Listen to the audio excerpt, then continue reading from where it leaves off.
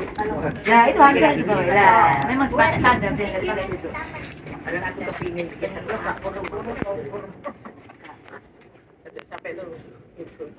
Apa kan masih boleh aja? Iya. Assalamualaikum warahmatullahi wabarakatuh. Waalaikumsalam warahmatullahi wabarakatuh. Perkenalkan Ibu, nama saya Mas Andrian. Saya dari Fakultas Hukum sama teman Komisi Sosialisasi mengenai hukum perlindungan konsumen. Jadi sebelum kita mulai, saya mempersilakan teman-teman saya buat memperkenalkan diri. Ya, nama saya Arsya Geovara. Saya juga dari Fakultas Hukum Unpad Surabaya. Kemudian di sebelah saya ada rekan. Silakan. Nama saya Marafeti Putra, sama fakultas saya sama seperti Mas Arsya, Fakultas Hukum. Baik, selanjutnya saya adalah Muhammad Ansar Yadi Putra, jurusan Ilmu Hukum juga, semester 5 juga. Untuk teman saya satunya ada sebuah namanya Mas Apri. Kita mulai. Di sini sebelumnya ibu-ibu apa udah pernah tahu apa itu? Jadi hukum perlindungan konsumen itu mengatur antara pihak pengusaha sama pihak konsumennya. Jadi di Indonesia itu diatur agar hak-haknya itu terpenuhi. Ya, misalkan ada pelaku usaha, kemudian ada konsumen, Bu, di mana kita melihat pelaku usaha itu yang mempunyai kekuatan atau power, sedangkan konsumen adalah pihak yang biasa membeli barang atau jasa. Yang biasa kita ketahui pelaku usaha itu kayak misalkan kita beli sebuah produk, kemudian konsumen adalah pengguna terakhir yang dimana menggunakan jasa tersebut.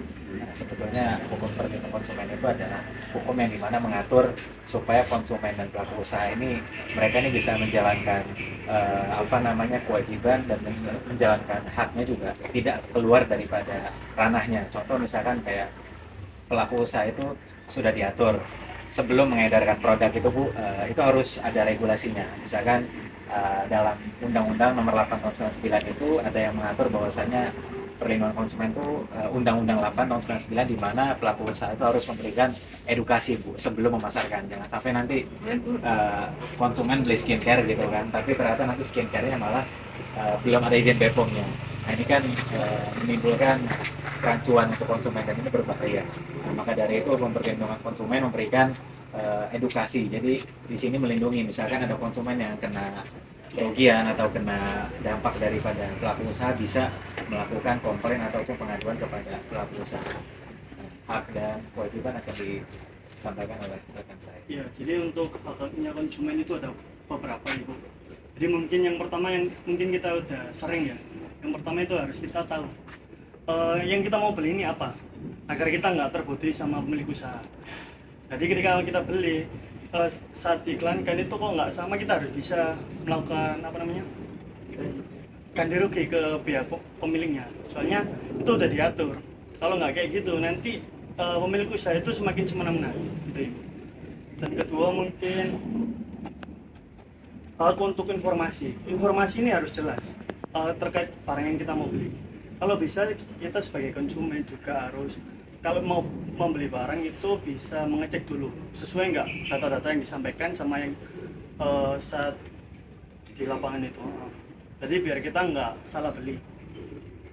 Dan untuk mendapatkan kompensasi itu perlu, karena kalau barang yang cacat atau gagal produksi itu bisa kita reimburse, kita tukarkan di semua toko ataupun usaha-usaha yang lain.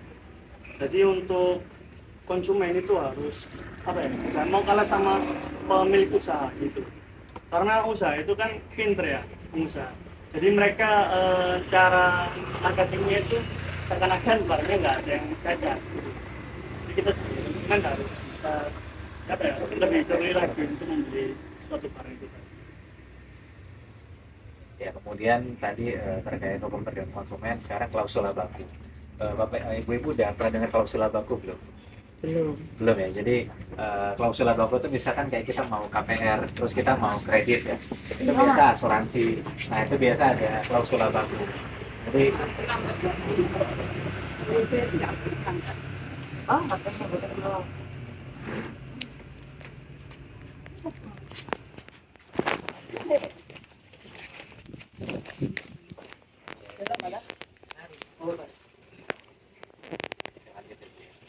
klausul baku itu misal kita mau asuransi atau mau KPR rumah, kredit rumah, biasa kita ada klausul baku di mana klausul itu kayak kita nggak bisa negosiasi sama ketentuan yang ada di dalam surat atau perjanjian itu. Misalkan kita mau kredit rumah, itu kan sudah ditentukan kira-kira pasalnya seperti apa, terus kewajibannya bagaimana, suku bunganya gimana. Itu kita nggak bisa kompensasi, oh ternyata tahun pertama sama tahun kedua kok bunganya beda gitu kan. Kita nggak bisa protes gitu karena memang udah ketentuan dari pihak mereka, dan kita di sana itu hanya bisa setuju atau tidak setuju. Kalau misalkan setuju ya silakan ngambil kredit, kalau misalkan enggak ya kita nggak maksa gitu kan. Biasa kalau klausul baku seperti itu, cuma klausul baku itu banyak menjebak konsumen daripada pihak pelaku usaha. Karena mungkin kalau yang disampaikan tadi oleh rekan saya banyak dirugikan konsumen. Contoh misalkan kayak kita mau kredit gitu kan, atau mau jaminkan sesuatu, kita pasti tanda tangan tuh sebuah klausula, di mana biasa klausula tuh kecil, waktu itu ibu-ibu kecil, di mana kita tuh males bacanya karena kan banyak biasanya berhalaman-halaman, sehingga itu taktiknya pelaku usaha supaya konsumen ini nggak mau baca atau langsung tanda tangan setuju deh gitu kan. Padahal di kemudian hari itu ada sesuatu yang merugikan pihak konsumen.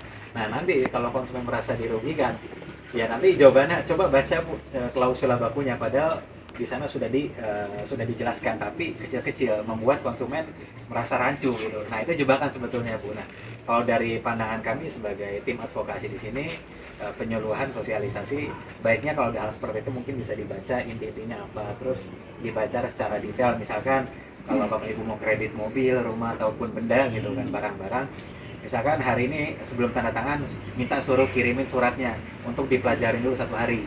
Besok kalau udah dipelajarin baru tanda tangan. Karena biasanya klausul baku itu banyak menjebaknya, kurang lebih seperti itu. Itu tiap perusahaan beda nggak biasanya? Betul, jadi setiap perusahaan itu beda-beda. Misalkan ada perusahaan Astra, ketentuannya seperti ini, terus perusahaan Lipo misalkan seperti ini. Nah pasti setiap perusahaan ini menguntungkan usaha mereka masing-masing. Biasa kurang lebih seperti itu. Dan misalkan kalau Bapak Ibu mau pinjol gitu kan, nah pinjol itu juga ada ininya, apa namanya, ketentuan di online itu lebih berbahaya menurut saya. Kenapa? Karena biasa walaupun sudah terafiliasi dengan OJK, Otoritas Jasa Keuangan, cuman biasanya kan kalau kayak dari kolektor datang itu kan nggak sesuai dengan ketentuan. Kan nggak di ketentuan itu tiba-tiba datang ngambil barang maksa atau nembak gitu kan. Nah itu di luar ketentuan. Nah Bapak Ibu nggak perlu khawatir, sebetulnya di sini kami bisa menginformasikan kalau misalkan ada hal seperti itu terjadi, bisa melapor ke ILKI atau BPKN, di mana yayasan ini mengadvokasi bila ibu-ibu atau misalkan ada keluarga yang merasa dirugikan seperti demikian, itu bisa membuat pengaduan atau bisa konsultasi dengan lembaga yang disediakan oleh pemerintah gitu. Karena jarang sekali konsumen itu mau lapor ke pengadilan, seringkali malah konsumen yang kalah karena memang konsumen pasti lebih kurang punya power daripada pelaku usaha, karena kalau pelaku usaha pasti punya pengacaranya sendiri gitu. Nah, kurang lebih seperti itu. Langsing. Itu nggak apa-apa.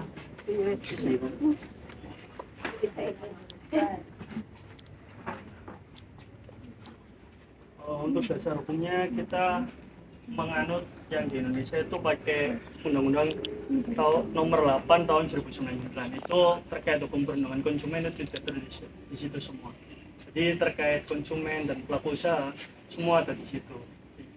Jadi kalau ibu mau mengajukan tuntutan, bisa mempelajari itu juga, biar tidak salah-salah ketika mau mengajukan tuntutan ke polisi.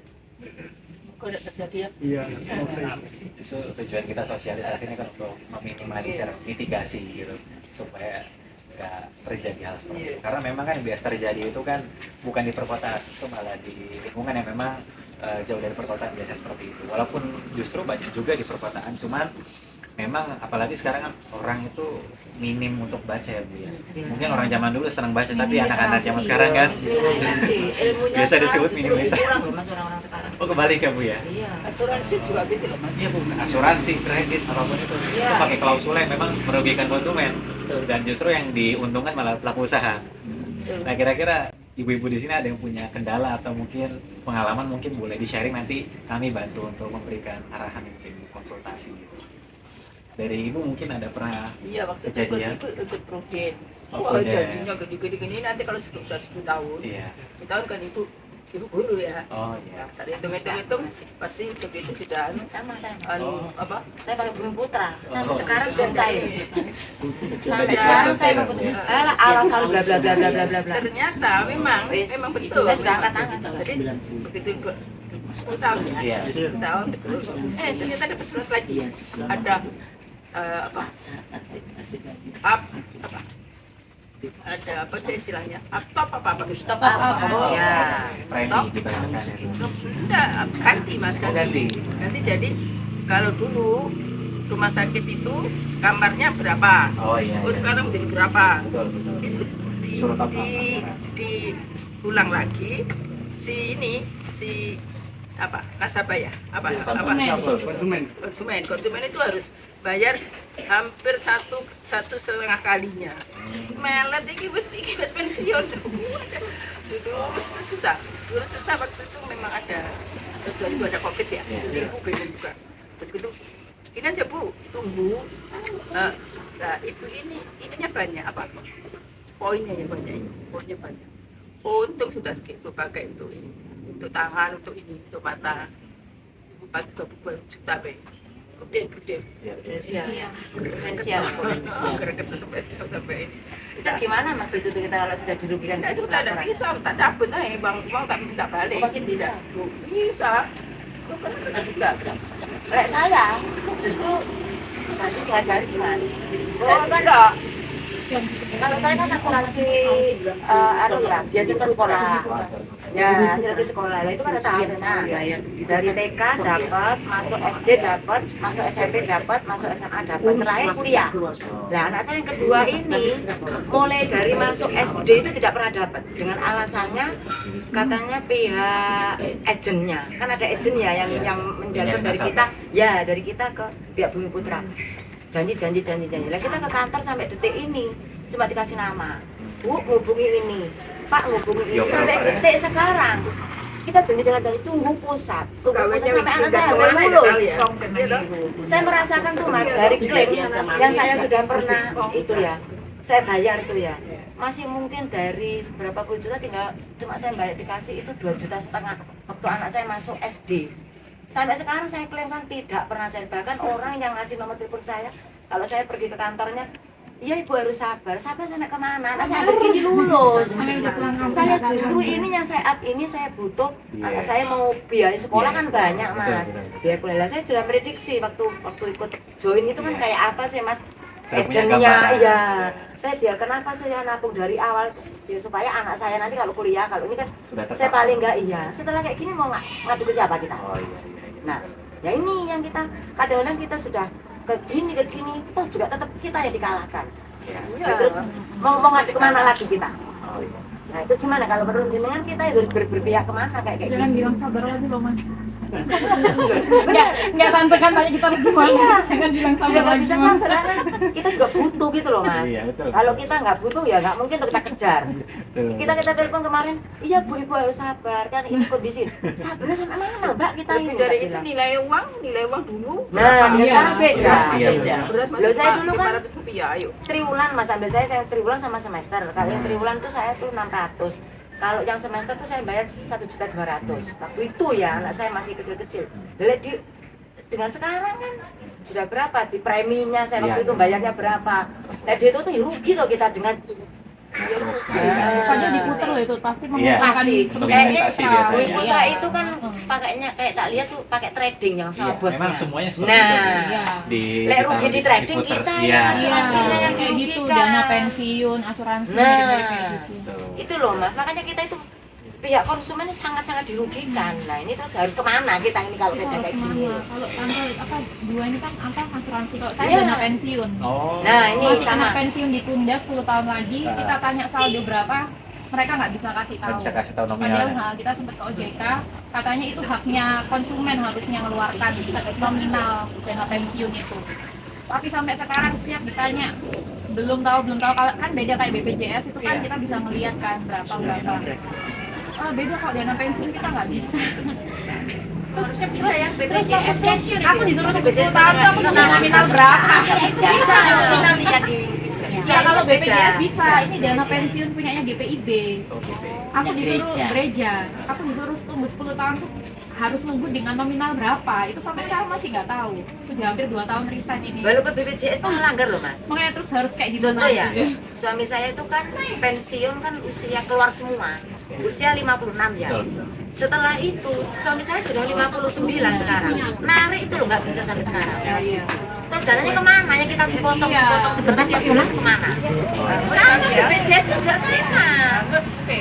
Bukan tenggus bu, katanya gini, perubahan aturan baru, ikut aturan baru. Lah bojoku terima sampai usia berapa?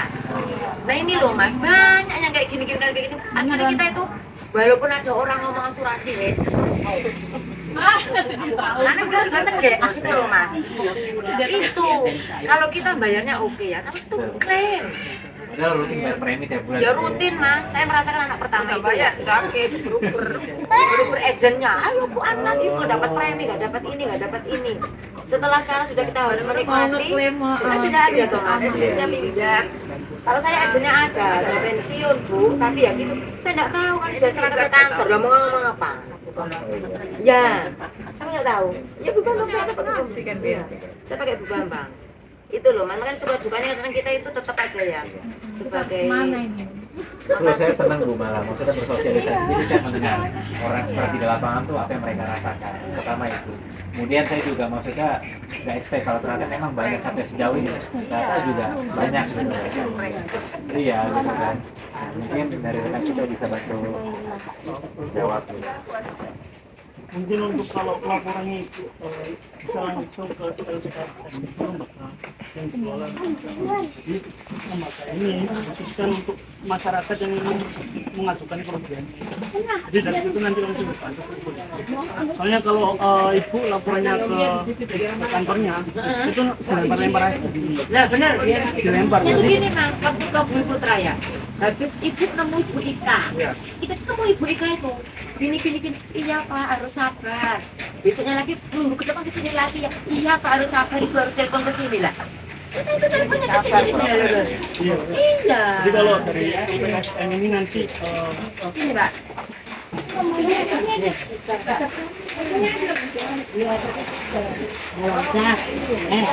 Mau loncat, kita kena ikut sana. ini udah datang tadi.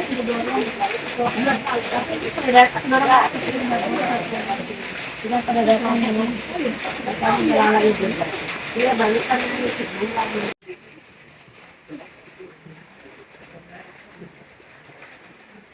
Ya, jadi kalau misalkan tadi disampaikan lapor ke LPKSM di mana, sebenarnya masyarakat tuh bingung Bu, ya kan? Kayak misalkan nasabah-nasabah dirugikan terus kayak, wah saya nanti kalau lapor ke polisi nggak bakal digubris juga gitu kan, yang ada harus keluar modal gitu kan, nanti dioper-oper gitu kan. Nah, tapi sebenarnya ada LPKSM, di mana lembaga perlindungan konsumen pada masyarakat Bu. Nah, di situ tuh mengadvokasi, jadi nanti dia tidak bantu Ibu untuk apa namanya melapor ke pihak pengadilan atau pihak yang berwenang, tapi dari sana tuh memberikan rekomendasi kira-kira tuntutan apa yang bisa dilayangkan, kemudian pasal berapa yang kena, terus nanti semacam konsultasi. Jadi dari pihak sana berikan arahan kira-kira seperti apa.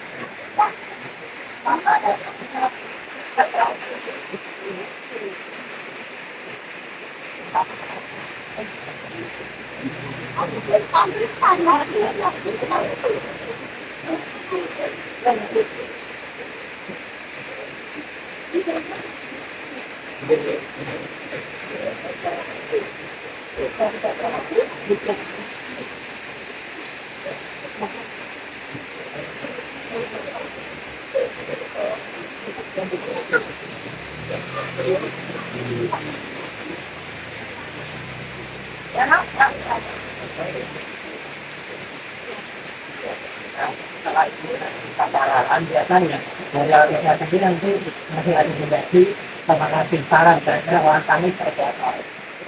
Jangan langkahnya nanti buat pengajuan nanti kok tiba-tiba ini apa titik pengajuannya seperti apa. Kemudian nanti yang kita tahu orang kami bagaimana. Kita lain dari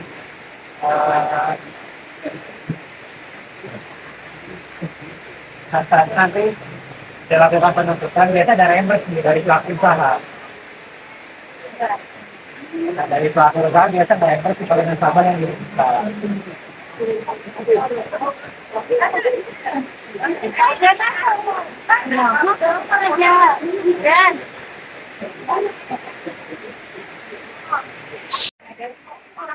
Orang aman ya, terus tenang ya. Tapi kalau mungkin sampai kan tidak gitu. Kan ada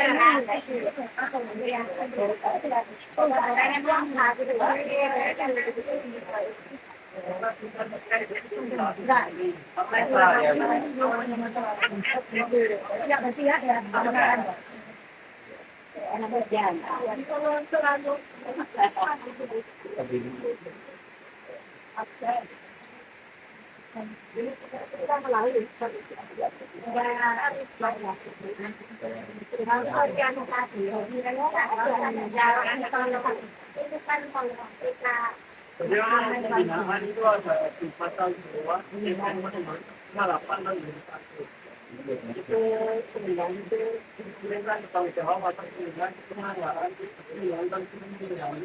Jadi konsumen itu udah bicara ya, bukan pemerintah. Jadi kalau emang kayaknya berangkat ini perlu tidak ya, kalau nggak dilaporkan tidak. Karena kalau sekarang itu kan kalau nggak viral juga iya, jadi kayak gitu akan berlanjut. Dan LTKSN itu ngejaga data pribadi. Jadi kayak misalkan pelaku usaha ini nggak tahu kalau itu yang lapor. Padahal kan kalau misalkan ketahuan itu yang lapor, pelaku usaha kan apa namanya, iya gitu nggak ngincer atau kayaknya bikin tekanan gitu kan, supaya gitu ini nggak apa narik tuntutannya gitu kan, supaya apa ya perusahaan ini namanya tetap risak gitu loh. Nah, di LTKSN ini dijaga nama itu gitu loh. Ya pengawasan dan pembinaan. Kalau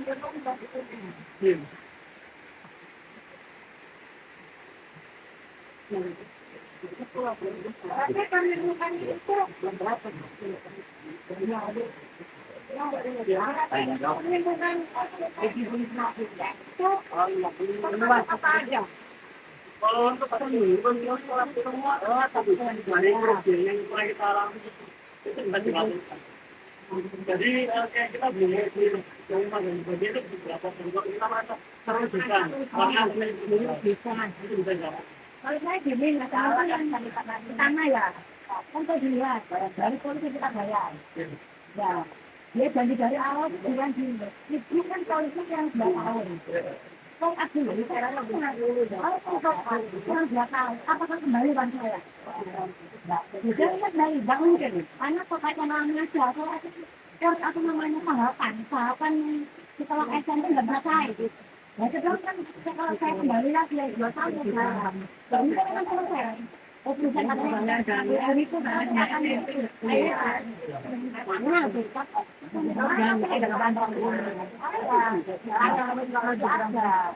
kita sebagai nasabah balik dulu sama yang dirugikan. Itu dia nggak bisa menjanjikan nggak bisa kita percayai gitu loh. Ini yang orang kita nggak bisa membatasi. Itu yang Sebetulnya kalau kayak gitu memang agak sedikit samar Bu, karena mungkin bisa jadi nanti alasan mereka sebenarnya ada di ketentuan klausul bakunya itu Bu di awal. Nah itu kan banyak banget ya Bu halamannya kalau misalkan kita apa asuransi ya atau misalkan kredit ya itu banyak. Nah biasanya mereka tuh menyalahkan ke sana Bu.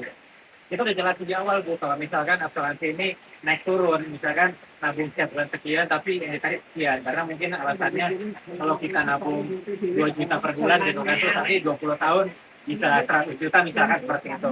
Nah itu kan dana yang Bapak Ibu tabung itu kan mengalami kenaikan. Nah kenaikan ini kita taruh di investasi. Nah investasi ini kadang untung kadang rugi.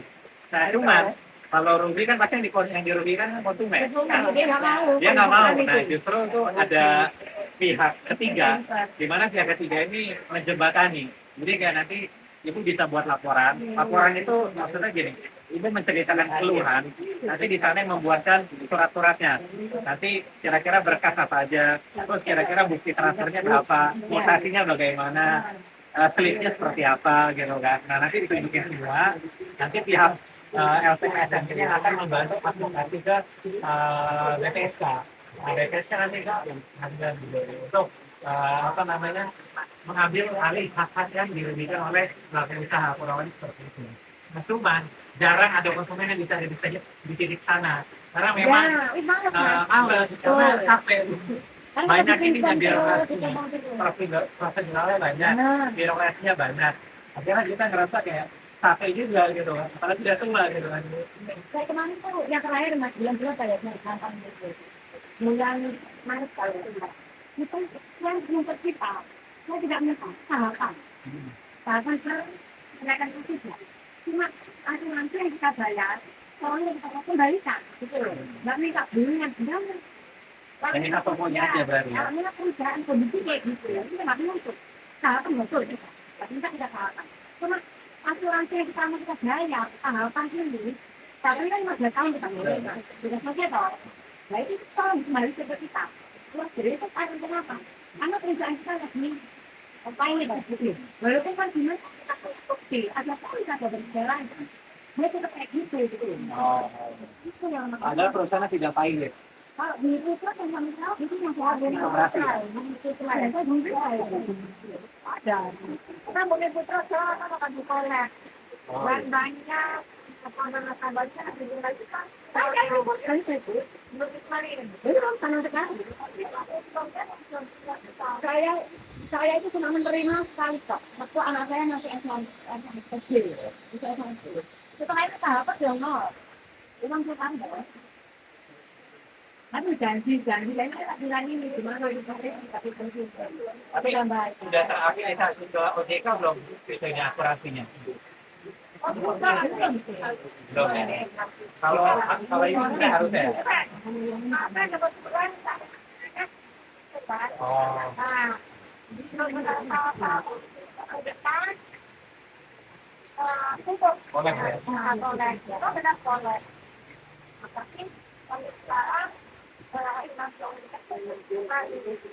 Karena kita dengan saya, itu mana saya.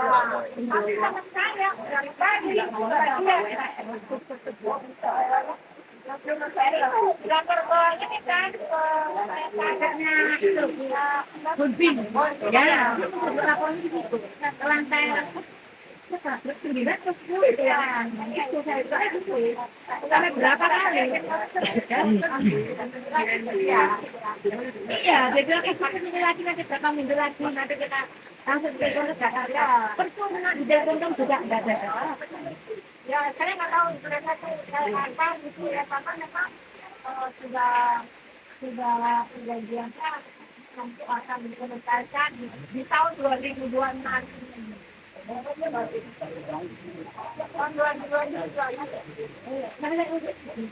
Sampai bisa ya kita kan belanja ini terus ini nggak ada bisa ngomong.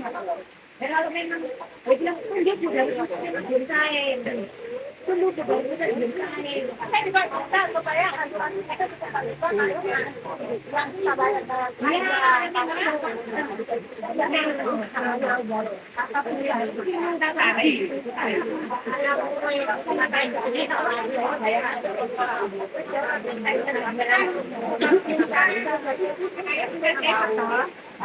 dari situ bagaimana cara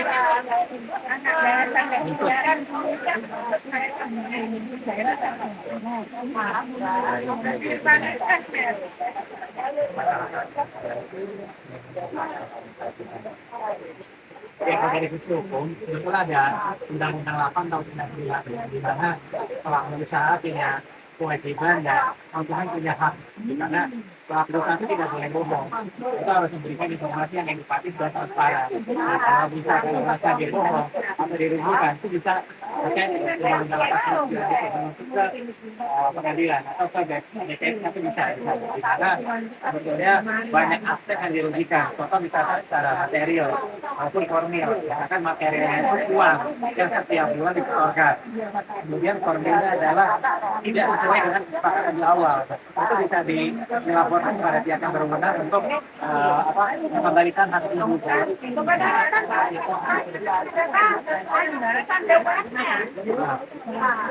Di sini nggak mandang dewan atau tidak, Bu, tapi siapapun pelaku usahanya itu pasti bisa. Ya.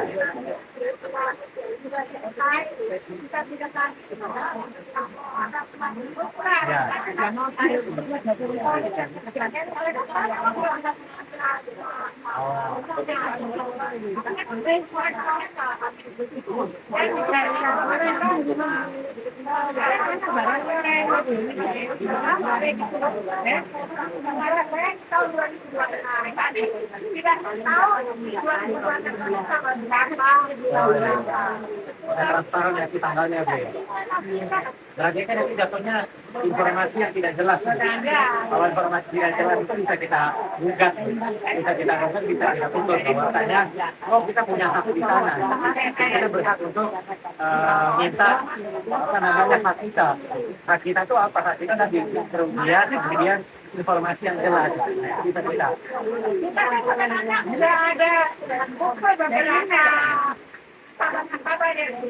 Ya, itu bisa pakai gugatan kasus namanya. Jadi kelompok.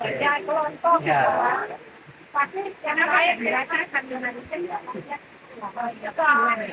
Karena capek mungkin ngurusnya ya.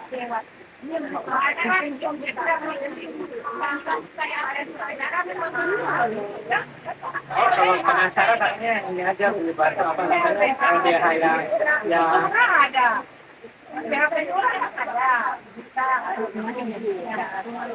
harusnya kalau pakai LDH nggak bayar.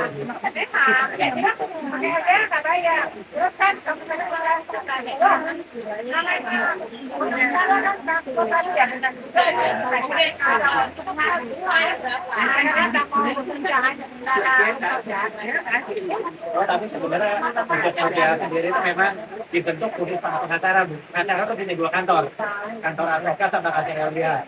Kalau mereka nyari duit itu di kantor advokatnya, LDH itu memang nggak nyari duit.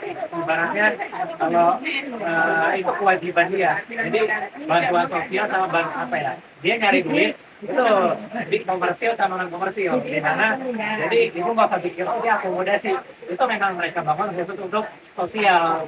Jadi yang kasih secukupnya aja. Karena mereka udah punya uang dari hasil bisnis mereka. Jadi laporan ke sana, nanti mereka yang bantu untuk mengadvokasi.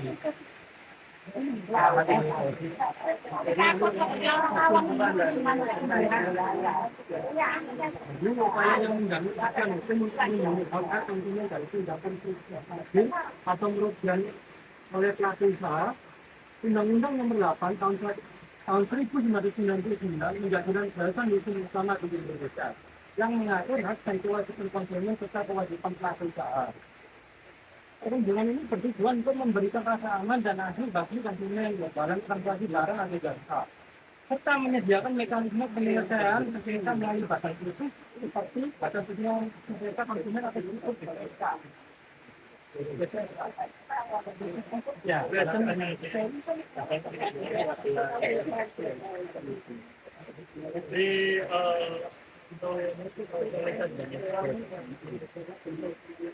ini buku yang kita pilih. Nanti kalau buku selesainya saya ingin kepada jadi terkait perlindungan konsumen dan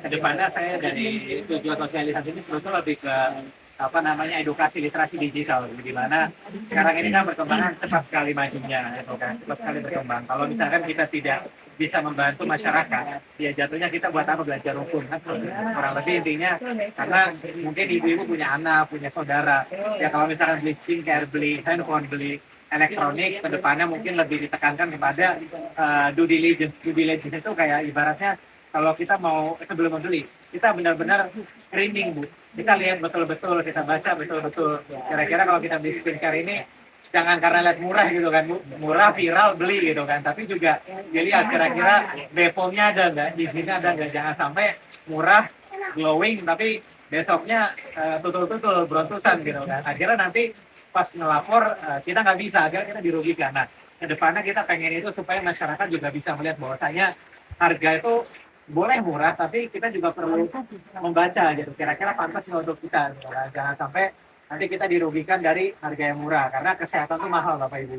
Nah, kemudian terlepas dari itu juga kita juga pengen dalam arti di sini Bapak Ibu tuh lebih hati-hati dalam mengambil langkah apapun itu, mau itu tanda tangan, jual beli rumah, atau itu misalkan beli barang. Mungkin lebih tepatnya ke sana untuk perlindungan konsumen, karena memang perlindungan konsumen ini lebih melindungi konsumen. Karena kalau pelaku usaha pasti pinter Bu untuk memanipulasi informasi gitu kan.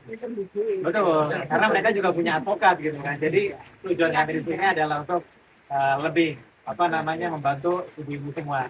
Ya mungkin harapannya semoga apa yang kami sampaikan dapat bermanfaat dan dipahami dengan baik. Kami rasa cukup sampai sekian. Izin kami tutup Mbak, Ibu. Assalamualaikum warahmatullahi wabarakatuh. Terima kasih atas waktunya.